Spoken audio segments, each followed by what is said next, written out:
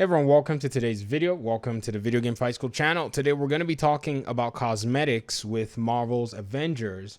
And I wanted to just pretty much talk about why I think games like this can have cosmetics and people like me can still buy them. Now, if you don't want to, buy a game because, you say, well, you don't like microtransaction monetization policies, that's fine as well too. But I wanted to show you an example of a game that also kind of had a lot of issues regarding the same kind of practice, but when the game finally came out, turned out that the monetization practices were fair and people were able to kind of understand exactly what they were. And, if you look at Marvel Avengers website, Square Enix has actually put out everything you need to know about the cosmetics. They put out an entire article that I'd encourage a lot of people to read before, making a lot of the, the judgment that they make about it, just so they can know exactly what it is and make informed decisions. They talked about being able to earn a lot of the cosmetics. They talked about what the cosmetics would entail. None of the cosmetics affect the way you play. They're not play to win. They're designed for kind of the fanfare of the game.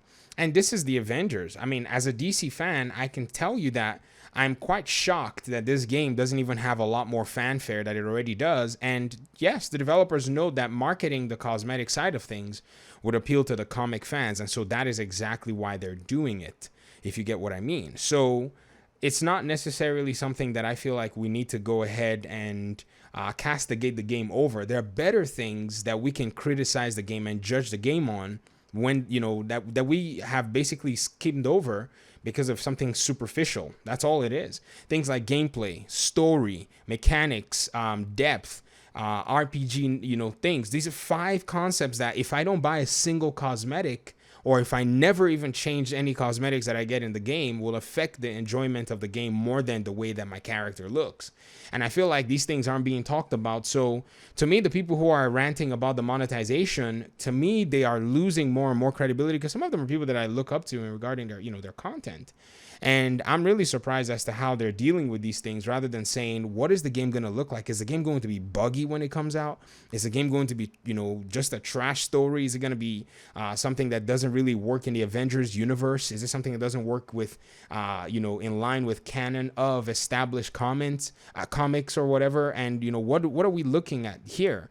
And they're not asking these questions. So it's really hard to take those things seriously. But let's explore this other game, which is Mortal Kombat 11. And I'm going to show you a few things. So the game right now, in the cosmetic side of things, you can go in there and you can look at the cosmetics that you've been able to acquire for your characters. They have gear, they have different augments that they go with. I'll go with a character that I do have, I think, a good number of skins for, and that will be Scorpion, which I don't really play Scorpion, but I have a lot of cosmetics for him, which is really weird, but it is what it. Oh, I have only 6 out of 44. 6 out of 64. Actually, on PC, I have a lot more, but I'm just showing you what I have here on PlayStation. And a lot of these skins, you actually can, get them from specific places. So this tells you that you can actually find this skin. It says found in the Premier Towers. So if I go into the Premier Towers and farm those towers, I will be able to get this skin. And there are many of them. This can be found in the Nakandan Crypt Shrine. And so they're very, very open as to where you can get it. This one, you can get it as a reward in AI battles and all of that good stuff. Now, even without doing all of this, when you unlock in the story mode, when you play the story mode and all that good stuff. So a lot of the, concerns forced NetherRealms to actually be much more open about how you can get this stuff. And I feel like because of the concerns that the community has raised, the development team have now been open, but no one is really talking about the openness of that. What's even better is if you make your way into the game has seasons that go on, which are online seasons that you basically complete specific tasks every so many weeks. And I think they do it it lasts for about 2 weeks or so, or maybe 3 weeks or something like that. And you're able to actually, play these matches. It's called Kombat League, and there are rewards for the Kombat League for each tier. So if you play your way from the apprentice tier, all the way through the, the warrior tier, you're going to get a dedicated and guaranteed skin, augments, gear, and even currency in the game. And then following that, if you move to the next tier, you're going to get the skin and all the augments that follow. So if I wanted to get that collector gear, I can get it. Me, all I wanted here was the katana skin, and that's all I played this for. And then the second thing that I wanted was also another season reward that you actually get if you complete these challenges on the side here. They're called the season challenges. Connect 10 fatal blows, connect 25 uppercuts, complete 10 ranked daily challenges. If you do all these things, you're going to get a dedicated guaranteed skin as well, which is also a Sub-Zero skin that is here. And I'll go show you that skin, and also a nameplate. They also are giving nameplates here as well too. So let's check out the nameplates, and then I'll show you what all that is. Let's look at that Sub-Zero skin, and I'll show you how that I've already gotten it and I'm no longer playing anymore. So if you really are interested in getting cosmetics in a video game, and the video game developer tells you you can actually acquire this, this skin in the game, then I feel like we're already in the fair territory. And these are the skins that I got. The Furious Winter, they're purple. They gave, I think, 2 or 3 of them, and I've been able to get them. I've been able to get this one. Was also this very black one. This is my favorite, the Cold Tumult and the Breaking Ice. They're my favorite Sub-Zero skins on this account, and I got them also in another Kombat League event, and I usually always rock them because they look really cool. And so I'm not really, and then this was another Kombat League one that Sub-Zero is usually the one that they usually give his skins when you do all the 10 challenges. He's one of those characters. When I come in and this Kombat League doesn't have skins that I want or skins that I care for, I don't even bother even touching it. It doesn't even faze me at all. I'm not even going to bother playing it. So if you want to play Marvel's Avengers and you think microtransactions are bothering you, I don't think that's the case. If you look at my currency here, I have 10,000 crystals and I have 9,999, 9 million, of the coins, the currency. Now, I never paid for any of this currency. I could just go to the store, and any of the skins that are here, I can buy them for the light crystals that I've earned and farmed over the course of the game. So I've been looking for a RoboCop set of gear for a while. This is 1,800. I'm just going to go ahead and purchase it without a single dime paid. Now, truth be told, you can also buy this currency with real cash. That's where the downside is. So grind the game and get all this stuff pretty much for the time that you put in. And that's pretty much what, a lot of these games are saying. This is another Baraka skin. I've started playing Baraka a little bit. I used to ignore all his skins in the past, but then I don't know. I just said, oh, well, you know what? I'm going to go ahead and buy it because I got the currency that I farmed for weeks and weeks of grinding this game.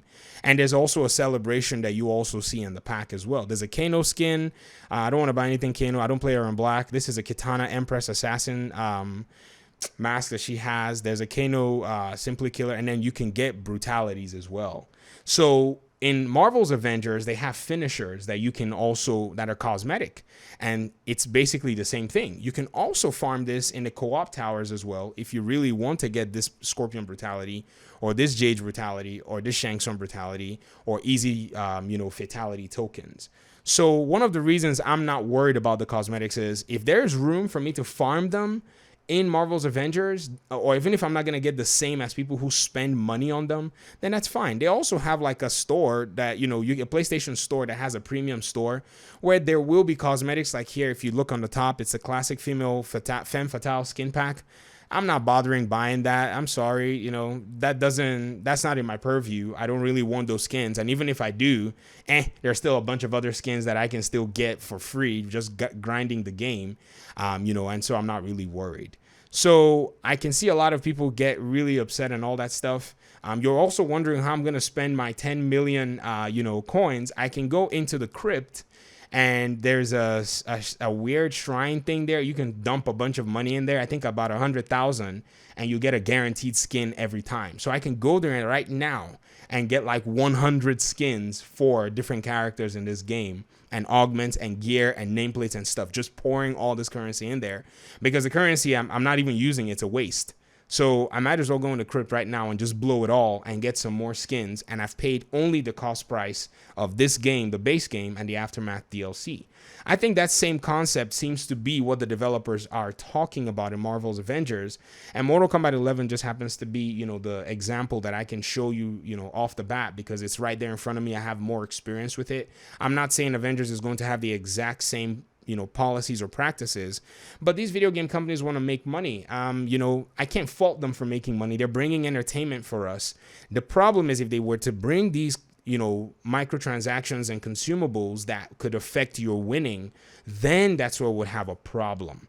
And so I just wanted to kind of clear this and put this to rest on my channel. For those of you who are new, if you want to see more Avengers content, hit the subscribe button. I'll be doing a lot of Avengers coverage here on the Video Game Fight School channel. For those of you who came from my other channel, I'm moving the content here. I appreciate you guys for even hopping along and for even moving to a separate channel for us to, discuss this game, because as much as the game, is just an okay game, I feel like it has something to offer, and I feel like we need to pay attention, even if we're playing the game or not. So that's it for me. Thank you so much for your time and audience. I appreciate you guys a lot, and hopefully we'll see in another video.